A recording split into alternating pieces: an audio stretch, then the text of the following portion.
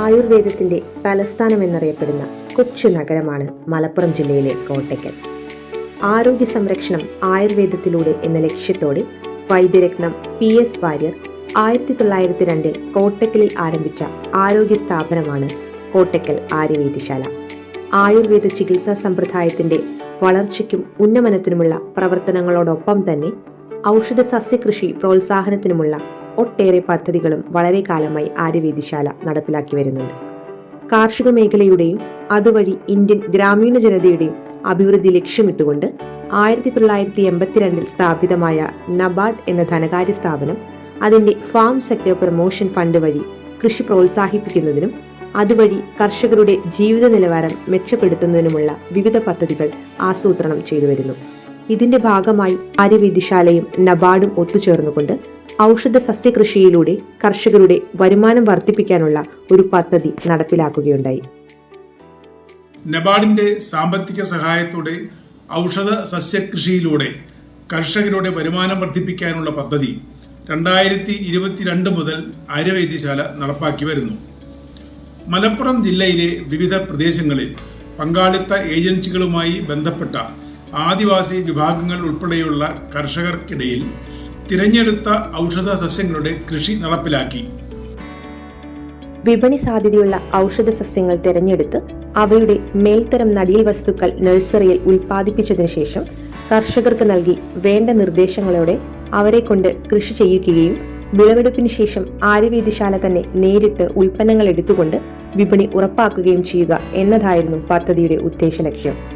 ആര്യവൈദ്യശാലയുടെ ഔഷധ സസ്യ ഗവേഷണ കേന്ദ്രത്തിലെ ശാസ്ത്രജ്ഞരുടെ നേരിട്ടുള്ള മേൽനോട്ടത്തിലായിരുന്നു പദ്ധതിയുടെ ഓരോ ഘട്ടത്തിലെയും നടത്തിപ്പ്. ആയുർവേദ ഔഷധങ്ങളുടെ നിർമ്മാണത്തിന് വേണ്ട അസംസ്കൃത വസ്തുക്കളുടെ പ്രധാന ഉറവിടം സസ്യങ്ങളാണ്. ഈ ഔഷധ സസ്യങ്ങൾ വനങ്ങളിൽ നിന്നും മറ്റ് ആവാസ കേന്ദ്രങ്ങളിൽ നിന്നും ശേഖരിക്കുന്നതിന് പുറമെ കൃഷിയിലൂടെ ഉൽപ്പാദിപ്പിക്കാനുള്ള ശ്രമങ്ങൾ വളരെ കാലമായി ആര്യവൈദ്യശാല നടത്തി വരുന്നു.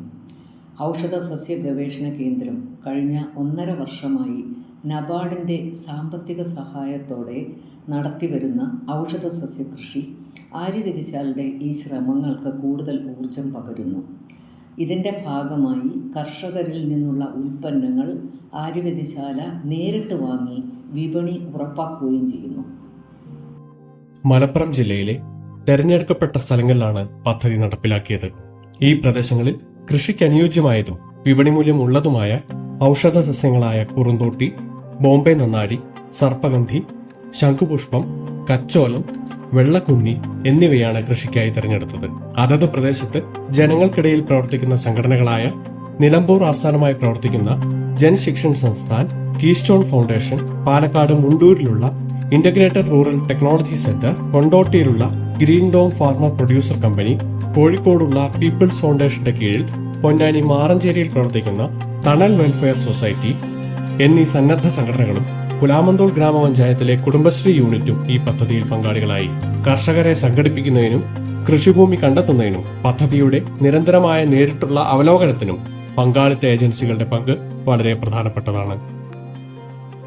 ഈ സംഘടനകളുടെ നേതൃത്വത്തിൽ നിലമ്പൂരിലെ പണപ്പൊയിൽ, ഊർങ്ങാട്ടിരി, വാളാന്തോട്, ഉച്ചക്കുളം, കണ്ണംകുണ്ട്, പാലക്കയം, ചെമ്പൻകൊല്ലി, ചോക്കാട്, പുലിമുണ്ട എന്നിവിടങ്ങളിലെ ആദിവാസി ഗോത്ര സമൂഹങ്ങൾ കൂടാതെ കൊണ്ടോട്ടി, മഞ്ചേരി, മാറഞ്ചേരി, പൊന്നാനി, പുലാമന്തോൾ എന്നിവിടങ്ങളിൽ നിന്നും 290-ലധികം കർഷക കൂട്ടായ്മകളും ഒരു വ്യക്തിഗത കർഷകനും ഈ പദ്ധതിയിൽ പങ്കെടുത്തു. പദ്ധതിയുടെ ഓരോ ഘട്ടങ്ങളും വിലയിരുത്തി പോരായ്മകൾ പരിഹരിക്കുന്നതിനായി നബാർഡ് മലപ്പുറം ജില്ലാ ഡെവലപ്മെന്റ് ഓഫീസർ ശ്രീ റിയാസ് മുഹമ്മദിന്റെ നേതൃത്വത്തിൽ ഒരു കമ്മിറ്റി രൂപീകരിക്കുകയും ഓരോ 3 മാസത്തിലും അവലോകന യോഗങ്ങൾ നടത്തി കർഷകർക്ക് വേണ്ട നിർദ്ദേശങ്ങൾ നൽകുക വഴിയാണ് പദ്ധതിയുടെ വിജയകരമായ നടത്തിപ്പ് സാധ്യമായത്. ഔഷധ സസ്യ കൃഷി കർഷകർക്കിടയിൽ കൂടുതൽ പ്രചരിപ്പിക്കുക എന്ന ഉദ്ദേശത്തോടു കൂടിയാണ് നബാർഡും കോട്ടയ്ക്കൽ ആര്യവൈദ്യശാലയും ചേർന്ന് ഈ ഫാം സെക്ടർ പ്രൊമോഷൻ പ്രോജക്റ്റ് നടപ്പിലാക്കിയത്. ഒക്ടോബർ 2022 മുതൽ മാർച്ച് 2024 കാലയളവിൽ നടപ്പിലാക്കിയ ഈ പദ്ധതിയിൽ 260-ൽ കൂടുതൽ കർഷകർ മലപ്പുറം ജില്ലയിലെ 6 സ്ഥലങ്ങളിലായി 50 ഏക്കറിൽ കൂടുതൽ ഔഷധസസ്യ കൃഷി ആരംഭിച്ചു കഴിഞ്ഞു. കൃഷിരീതിയിലും അർദ്ധസംസ്കരണത്തിലും വേണ്ട സാങ്കേതിക സഹായങ്ങളും മാർഗനിർദ്ദേശങ്ങളും ലഭ്യമാക്കി ഔഷധ സസ്യകൃഷി ജനകീയമാക്കാനുള്ള ശ്രമങ്ങളാണ് ഈ പദ്ധതിയിലൂടെ ആവിഷ്കരിച്ച് നടപ്പിലാക്കിയത്.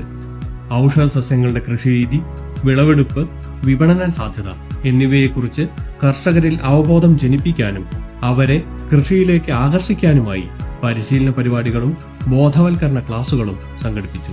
ഔഷധ സസ്യങ്ങളെ കാണാനും അവയെക്കുറിച്ച് കൂടുതൽ അറിയാനും കൃഷിരീതികളും മറ്റും മനസ്സിലാക്കാനും വിളവെടുപ്പിന് ശേഷം അർദ്ധസംസ്കരണം ചെയ്യുന്നത് മനസ്സിലാക്കാനുമായി കർഷകർക്ക് ആയുർവേദശാലയുടെ തോട്ടങ്ങളിലേക്കും ഔഷധ ഉദ്യാനത്തിലേക്കും അസംസ്കൃത വസ്തുക്കൾ സംസ്കരിക്കുകയും സംഭരിക്കുകയും ചെയ്യുന്ന യൂണിറ്റുകളിലേക്കും സന്ദർശനം നടത്താനുള്ള അവസരം ലഭ്യമാക്കി. ആയുർവേദശാല ഔഷധസസ്യ ഗവേഷണ കേന്ദ്രത്തിലെ അഡീഷണൽ പ്രൊജക്ട് ഡയറക്ടറായ doctor Geetha S Pillai, senior scientist doctor Satheeshnakumari എന്നിവരാണ് ഇത്തരം പ്രവർത്തനങ്ങൾക്ക് മേൽനോട്ടം വഹിച്ചത്.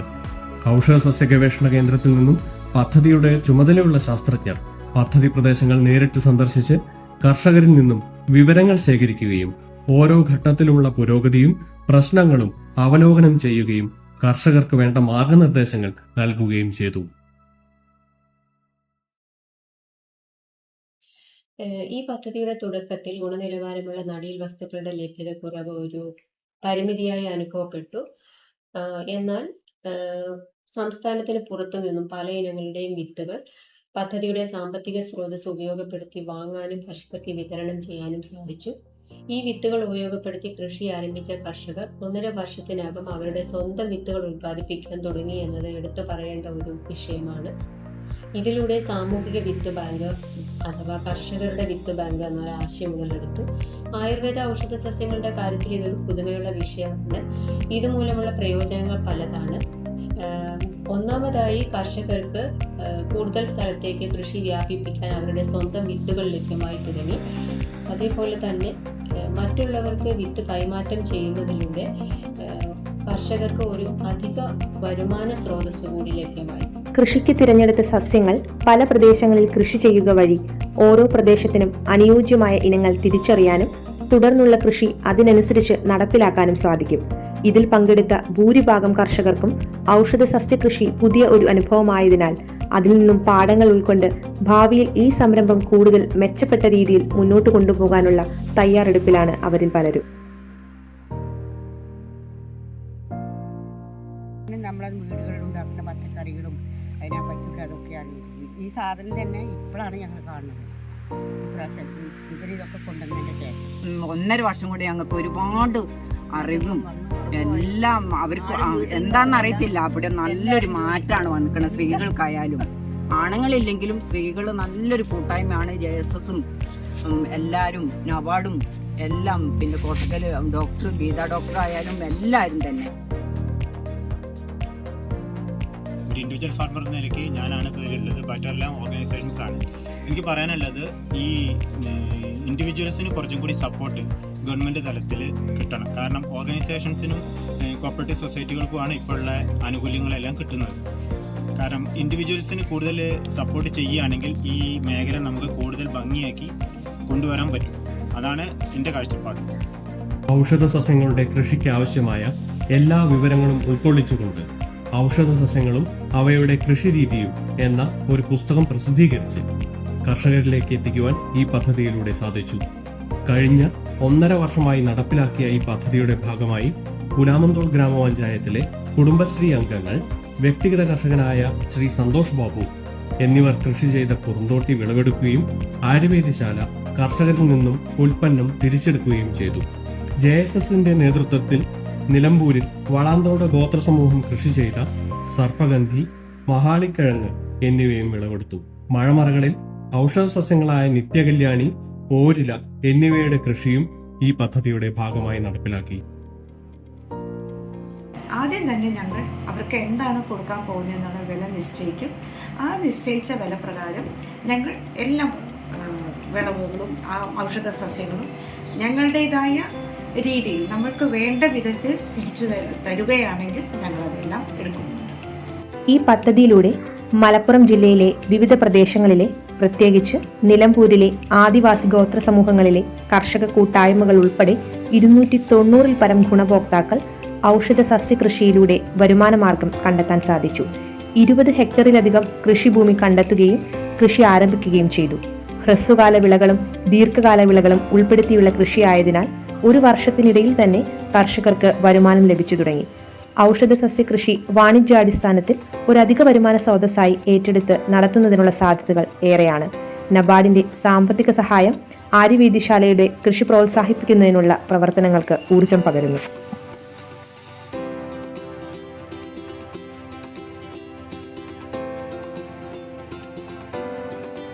നൂറോളം തൈകൾ നമ്മൾ കൊടുത്തിട്ടുണ്ടായി. അതിൽ ഏകദേശം 80ഓളം തൈകൾ പിടിച്ചിട്ടുണ്ട്, പൂവിട്ടു, കായിട്ടു. അപ്പോൾ ഇത് കൂടുതൽ നമുക്ക് അടുത്ത സീസൺ ആകുമ്പോഴത്തേനും വിത്തെടുത്ത് കൂടുതൽ തൈകൾ വ്യാപിപ്പിക്കാനും ഇവരുടെ വരുമാന മാർഗം കൂട്ടാനും ഇത് കൂടി നമുക്ക് സാധിക്കും എന്നുള്ളതൊരു സന്തോഷകരമായിട്ടുള്ള കാര്യം. ഈ പദ്ധതി ഒരു മാതൃകാപരമായ വിജയമാണ്.